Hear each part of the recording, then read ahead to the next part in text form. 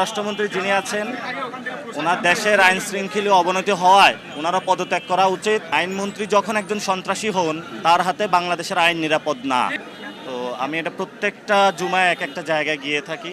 তো আমরা মসজিদ থেকে যখনই বের হয়েছি, বের হওয়ার পরে আইনমন্ত্রী আসাদুজ্জামানের সন্ত্রাসী বাহিনী এখানে যে নেতৃত্ব দিয়ে থাকে আব্দুল মজিদ, চাঁদাবাদ সন্ত্রাসের জনক, এবং এখানে ইসলামী বিশ্ববিদ্যালয়ের ছাত্র দল এর যিনি সভাপতি আছেন তার নেতৃত্বে হকি স্টিক বিভিন্ন যে দেশীয় অস্ত্র নিয়ে আমাদের উপরে তারা হামলা করে।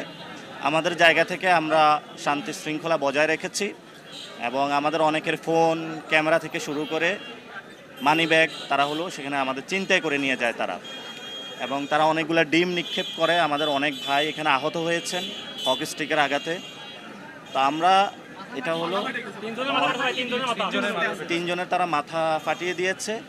আমরা এটা সুষ্ঠু তদন্ত এবং বিচার চাই।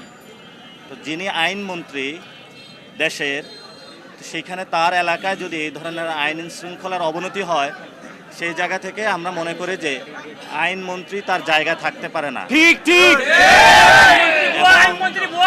স্বরাষ্ট্রমন্ত্রী যিনি আছেন ওনার দেশের আইন শৃঙ্খলা অবনতি হওয়ায় ওনারা পদত্যাগ করা উচিত এবং আইনমন্ত্রীকে দ্রুত পদত্যাগ করিয়ে তারকে বিচারের আওতায় আনা উচিত। আইনমন্ত্রী যখন একজন সন্ত্রাসী হন তার হাতে বাংলাদেশের আইন নিরাপদ না।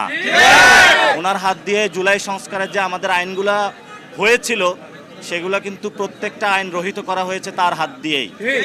এই জন্য যতদিন এই আইনমন্ত্রী থাকবে ততদিন বাংলাদেশের সংস্কার এবং আইন নিরাপদ নয়। আমরা অতি দ্রুত তার এবং গুন্ডা পান্ডা বাহিনী যারা এখানে অ্যাটাক করেছে আমাদের উপর হকি স্টিক দিয়ে, তাদের আমরা বিচার চাচ্ছি।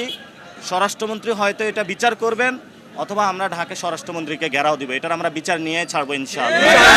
3 দিন ধরে ওরা ফেসবুকে ওপেনলি পোস্ট দিয়েছে পদধারী নেতারা ছাত্র দলের বিভিন্ন। আগে থেকে পরিকল্পনা ছিল, এখানে ওরা দুই গ্রুপ পরিকল্পনা করছে।